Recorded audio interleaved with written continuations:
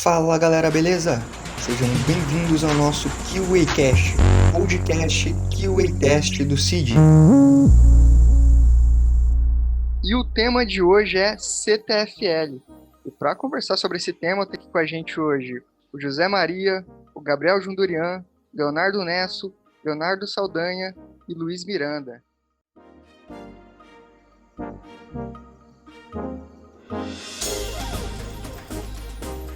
E eu acho que a primeira pergunta que todo mundo deve estar se fazendo nesse momento é: o que é CTFL?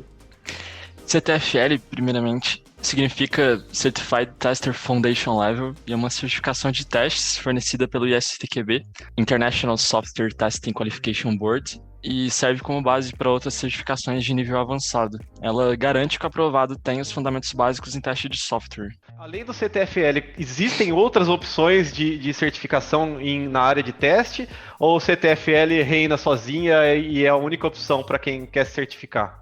Não, existem sim, existem outras certificações. Por exemplo, a CAST, CSTI, CSTP, CTSP e várias outras. O que acaba fazendo com que a CTFL se destaque é porque ela é reconhecida internacionalmente, ela é bem mais popular no mercado. Então, se você olhar no LinkedIn, por exemplo, que é um lugar que a gente consegue ver bastante pessoas diferentes de todo canto, é muito mais comum você encontrar pessoas certificadas na CTFL do que as outras certificações. Então, por isso ela se destaca. Léo, além do CTFL, que é o básico lá, o Foundation Level, quais outros níveis existem? Existem 3 níveis que são classificados na CTFL, né? O fundamental, que ele inclui a CTFL, essa primeira certificação que é base para todas as outras. Também tem o CTFL AT, que é o Agile Tester, e ele já traz conceitos de metodologias ágeis para a área de teste. Então, fala muito sobre DevOps, testes automatizados e a participação do QA em todas as etapas do processo de desenvolvimento, não só no teste manual. Depois a gente já tem o nível avançado, que tem a continuação do AT, né? O ATT, Agile Technical Tester. Nós temos também o Test Manager, Test Analyst, Technical Test Analyst e outras de nível mais especializado para aquele pessoal que quer focar em uma determinada tecnologia. Por exemplo, Security Tester, Test Automation Engineer, Performance Testing, Mobile Application Testing, entre várias outras. Tem uma imagem no site da ISTQB que ele mostra assim, um diagrama de todos os caminhos possíveis. A gente pode até disponibilizar para o pessoal poder dar uma olhada nesses caminhos, mas explicando assim por cima na divisão, é basicamente isso. E por último, a gente tem também um nível que é bem mais novo, que é o nível Expert, que eles chamam. Já é mais voltado para a parte de gestão de teste e de melhoria de processos, que é CTFL, Test Management. E todos partem do CTFL básico ou eles têm pré-requisitos diferentes? Sim, todos inicialmente partem do CTFL básico. Ele é fundamento para todos os caminhos que você decidir seguir.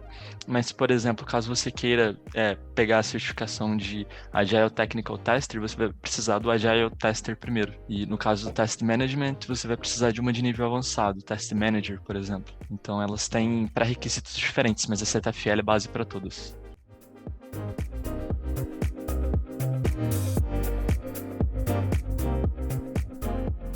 Quem que deveria buscar a certificação? Ele tem algum perfil específico ou você acha que todo mundo que trabalha na área de teste deveria buscar a certificação? Cara, o principal eu diria que é a gente da área de teste mesmo, os testers.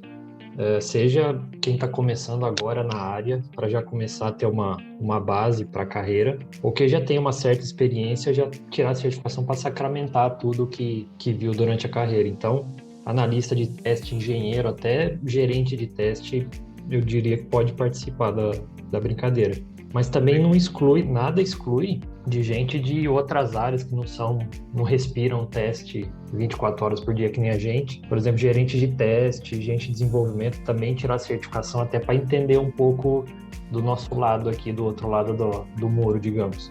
O principal eu diria que é a gente da área de teste mesmo.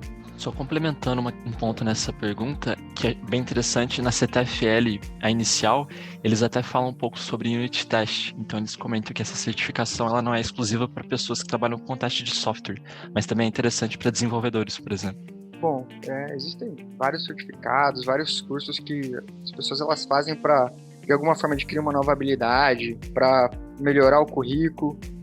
Se vocês pudessem exemplificar ou quantificar de alguma forma o quanto vocês acham que essa certificação ajudou na carreira de vocês como QA?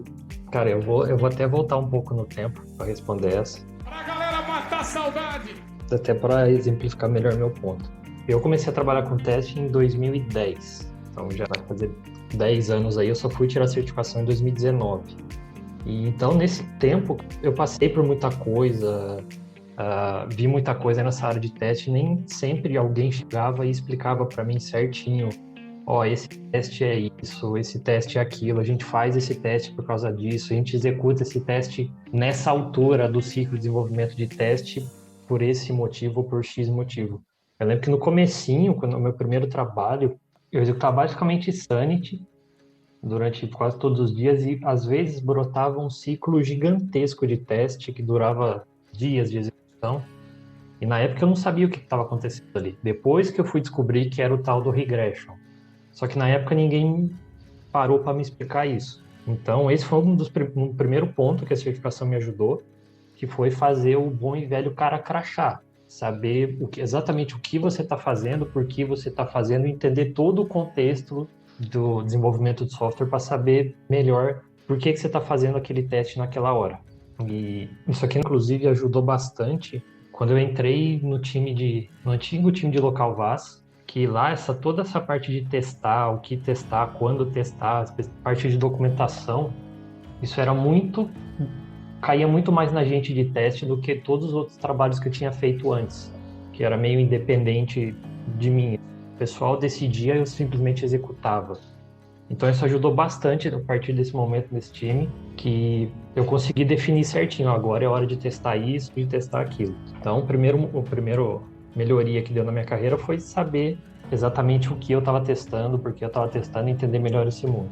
E o segundo, que eu acho que é bem ligado a esse primeiro, é que a partir do momento que você tem esse conhecimento, você acaba tendo mais propriedade para discutir esses temas, seja com outros testers ou até com o próprio time de desenvolvimento, porque a gente acaba se envolvendo muito, agora que a gente faz muito projeto Scrum e Kanban, a gente participa desde o começo do início do projeto, desde a parte de definição de requisitos, então saber essas coisas básicas de teste desde o comecinho, ajuda bastante a gente formar uma base até no nosso projeto para testar melhor, o povo confia mais a gente porque sabe que a gente tem conhecimento, cara, agrega bastante, de verdade.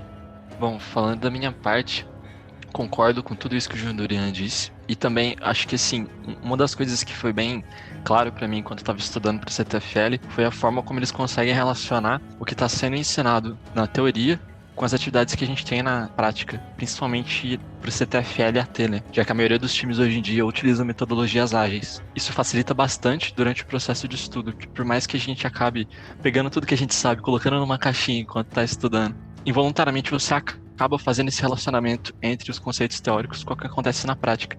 E é até bom porque a certificação ou papel por si só, né, vamos dizer assim, ele não vale tanto quanto os conhecimentos que você aprende e consegue aplicar no dia a dia. Então, fazer essa relação me ajudou muito a ter propriedade nas coisas que eu falo, quando eu preciso estruturar um processo do zero, então pegar um já existente, tentar identificar onde que eu posso melhorar, ajuda bastante, e principalmente na padronização. Uma coisa que acontece bastante quando você tem equipes diferentes é ter fórmulas diferentes, terminologias diferentes para as mesmas atividades. Então, acho que o CTFL ele consegue setar bem essa régua, até pela utilização do glossário de termos de teste, que é um dos materiais de estudo que são fornecidos, a saber determinar quais são as etapas, respeitar essas etapas, entender a importância delas e conseguir justificar até assim, o esforço que você precisa dedicar para poder testar uma feature, que tipo de side effects pode ter com técnicas de teste, por aí vai. Tem várias aplicações, né, nesse material de estudo que a gente pode trazer para o dia a dia. Isso acho que é o que mais vale no final das contas. Bom, é o que o Gabriel e o Leonardo falou. O curso ajudou muito na carreira de QA. Acho que me tornei mais capacitado para exercer a minha função de projeto.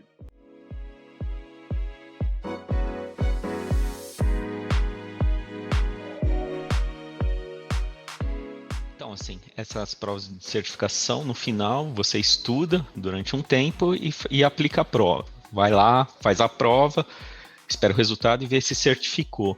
Como é que foi essa etapa de preparação para a prova? Você fez algum curso? Como é que você se preparou para essa prova? Comecei a estudar os sílabas e o glossário de termos de teste, fiz um breve resumo de cada capítulo, e também fiz todos os simulados compartilhados pelos colegas e as provas anteriores. Também estudei junto com um grupo de estudo do time de QA uma vez na semana, com aproximadamente 1 hora para sanar de possíveis dúvidas de cada capítulo e também fazer os simulados. Não é pré-requisito, mas é recomendável que o candidato tenha no mínimo de conhecimento em desenvolvimento de software ou teste de software e que tenha pelo menos 6 meses de experiência atuando na área de teste ou desenvolvimento de software. E onde que você encontrou o material? Tá tudo em um site concentrado? Vocês pegaram em vários sites? Onde vocês encontraram tanto o material de leitura quanto os simulados? Os sílabas, o glossário de termos de teste e as provas anteriores se encontram disponíveis no site do BSTQB. O simulado pode ser realizado no site do BSTQB e também disponível para download no site do ISTQB. No Teams, temos um canal do QA Test Labs e lá tem um grupo de certificação. Na aba Files temos os sílabas, o glossário de termos de teste, temos simulados e as provas antigas.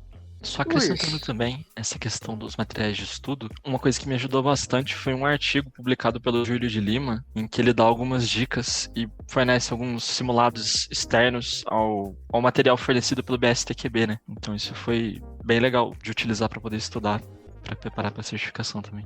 É um vídeo do canal do Júlio? Não, na verdade ele fez um artigo, acho que foi no Medium, não tenho certeza do site agora, mas ele colocou algumas dicas, materiais que ele usou para estudar. Ele até fez um mind map para poder conseguir organizar os conceitos e mostrar o que vale mais a pena estudar, o que não é tão focado nas provas, sabe? Ele tem bastante feedback das outras pessoas. Algumas coisas adicionais que eu posso dar de dica é assim, que para mim serviu bastante foi ter comprado um curso, né? O meu foi na Udemy mesmo, para ter um instrutor certificado que ele já tinha experiência tanto na certificação e bastante experiência na área de teste, então ajudou bastante porque ele dava dica de como era a prova, o que pode cair, as coisas que caem com mais frequência, que caem com menos frequência, e ele também dava diversos exemplos reais à medida que ele estava explicando os conceitos, o que ajudou bastante a assimilar o conteúdo. Então, um cursinho eu acho que vale o pessoal considerar. O Léo mencionou dos simulados, que é uma boa também, foi uma coisa que a gente fez bastante quando estava chegando perto da prova. E o bom, entre aspas, é que no site da BSTQB tem um simuladinho também que o pessoal pode fazer. E não são muitos, mas tem alguns simulados na internet que a gente consegue achar de provas anteriores. E várias dessas perguntas que tem nos simulados acabam se repetindo na prova. Então o pessoal pode basear muito neles para fazer a prova. E uma coisa também que ajudou a gente, mas isso foi acho que muito mais uma especificidade nossa do que de outros candidatos em geral, que o Luizão até comentou que a gente estava, como tinha umas 4 ou 5 pessoas estudando para certificação, a gente fazia um grupo de estudo e o mais importante era que a gente fazia os simulados juntos. Então acabava que uma pergunta a pessoa respondia A, outra pessoa respondia B e gerava uma discussão ali de por que você achou isso, por que você achou aquilo e tal, e ajudava a gente a entender melhor, que às vezes tinha algum ponto lá que tinha dúvida e através do simulado e da discussão que a gente tinha, ajudava bastante a clarear as ideias. E por último, a prova não é difícil, pessoal. Eu pelo menos não achei, então só queria deixar esse aviso também, que ela não é muito complicada não. Pode ir que é bem tranquilo. E o curso que você fez da Udemy, ele era gratuito ou era pago? Era pago. Você lembra quanto que você pagou? Cara, como a gente tá falando de Udemy, se foi 30, 40 reais, acho que foi muito caro, não. A única coisa é que o instrutor era o curso em inglês. Mas era um inglês bom de escutar, de entender? Sim, eu já vi bem piores por aí. Tava bem tranquilo. A legenda também, caso tivesse algum problema, a legenda tava bem de acordo com o que o cara falava, dava pra entender de boa.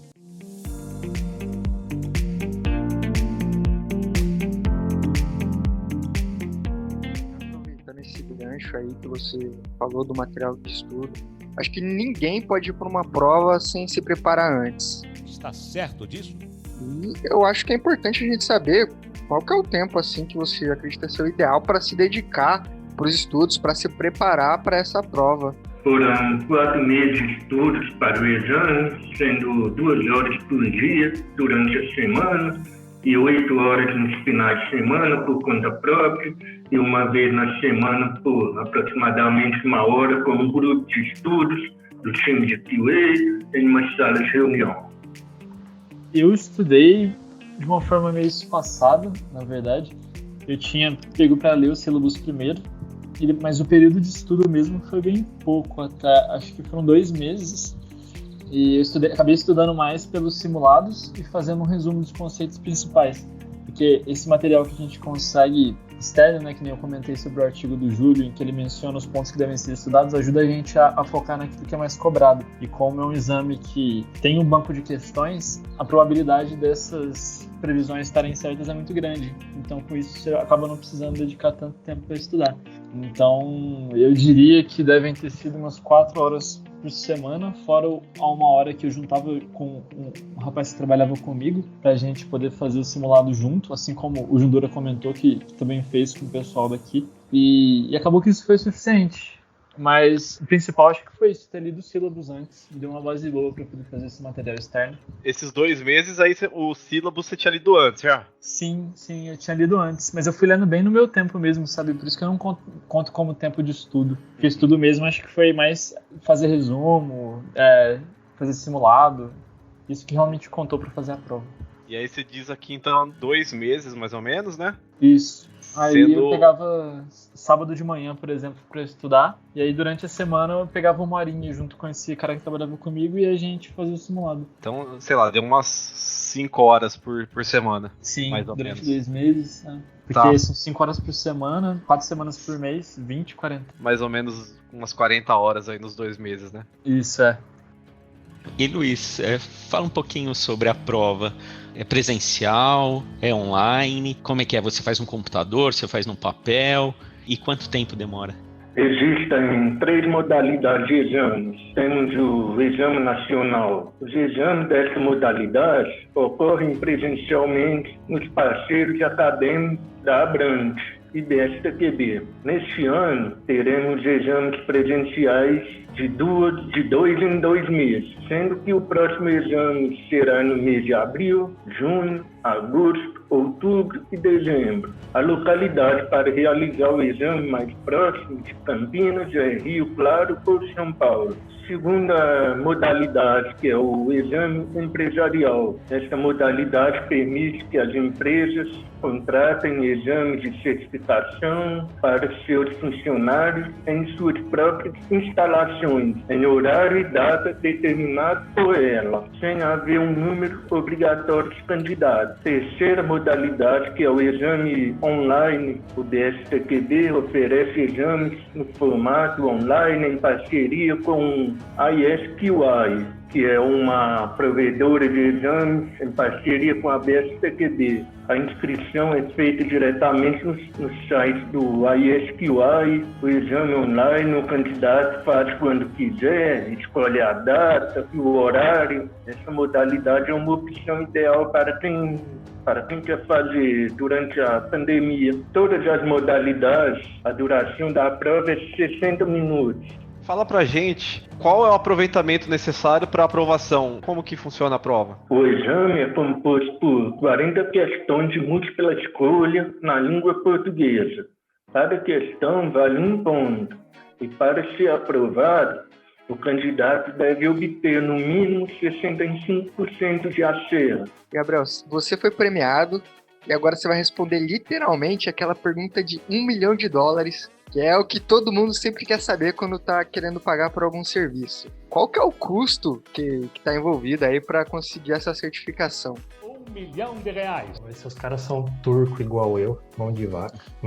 Cara, os custos é basicamente o custo para fazer o exame mesmo. Quando eu fiz, ele tava R$420, foi em 2019, se não me engano. E pela pesquisada que eu dei, ainda permanece o mesmo valor. A única coisa é que, como o Luizão falou, agora o pessoal tá podendo fazer prova online por conta da pandemia. E aí esse preço tá um pouquinho mais salgado, que ele é em dólares. Então tá 200 Joe Bidens, então tá meio salgadinho o preço que a pessoa quiser fazer online a certificação. E esse certificado, Gabriel, ele tem alguma validade? Como é que isso funciona? Não tem prazo de validade, não. Não precisa fazer nenhuma prova de renovação ou participar de algum tipo de palestra para renovar o certificado, nada. E como ele é o braço brasileiro o BSTQB, é o braço brasileiro do ISTQB, que é a certificação internacional, ele também é reconhecido internacionalmente em todos os países que o ISTQB está presente, que acho que é basicamente o mundo inteiro. Mas ele não tem validade nem e vale internacionalmente. Esses 2 pontos são bem tranquilos.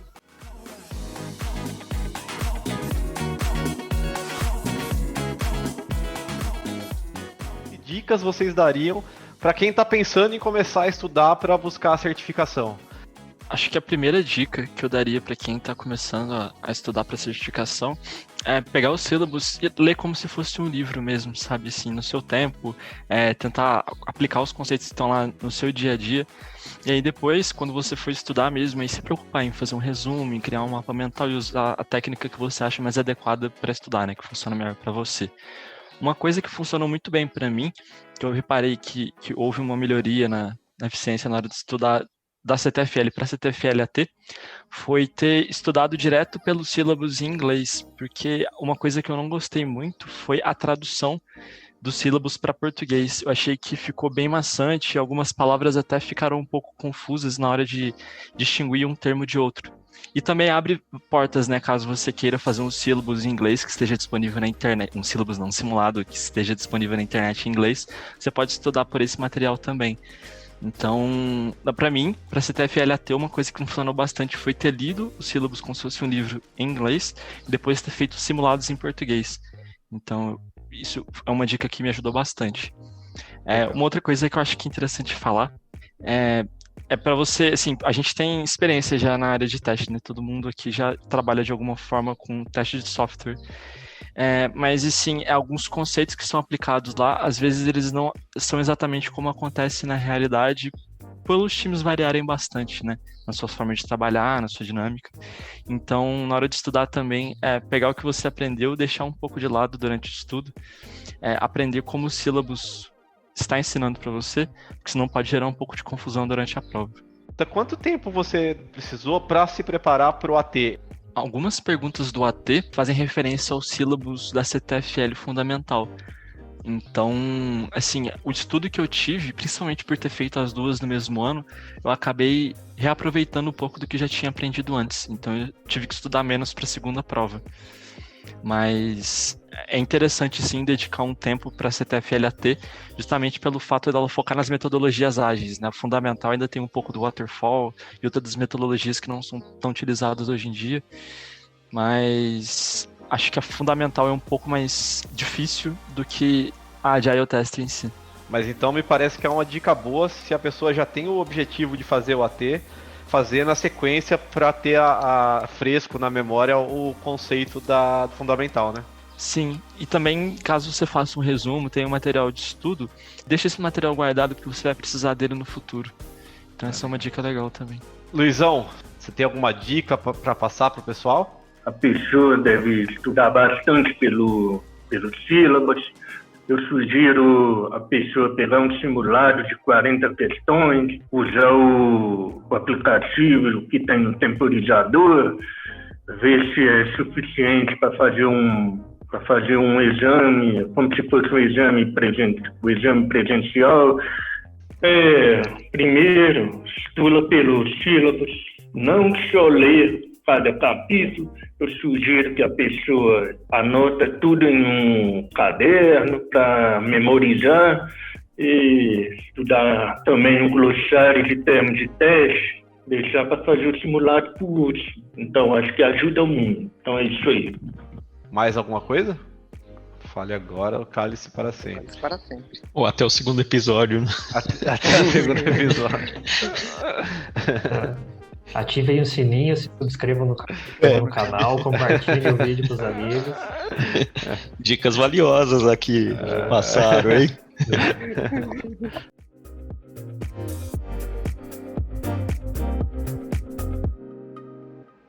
Bom, galera, galera, esse foi o nosso tema de hoje, certificação CTFL. Espero que vocês tenham gostado, que ajude bastante aí se vocês decidirem obter essa certificação. Queria agradecer aqui a presença do Luiz, do Gabriel Jundurian e do Leonardo Saldanha, que foram os nossos convidados de hoje. Então, muito obrigado pela participação de vocês. Tenho certeza que vocês ajudaram bastante o pessoal que está interessado. E também agradecer a presença do José Maria e do Leonardo Nesso, que estão aqui junto comigo, Rafael Gomes, como seus entrevistadores. Então, muito obrigado, pessoal, e até a próxima.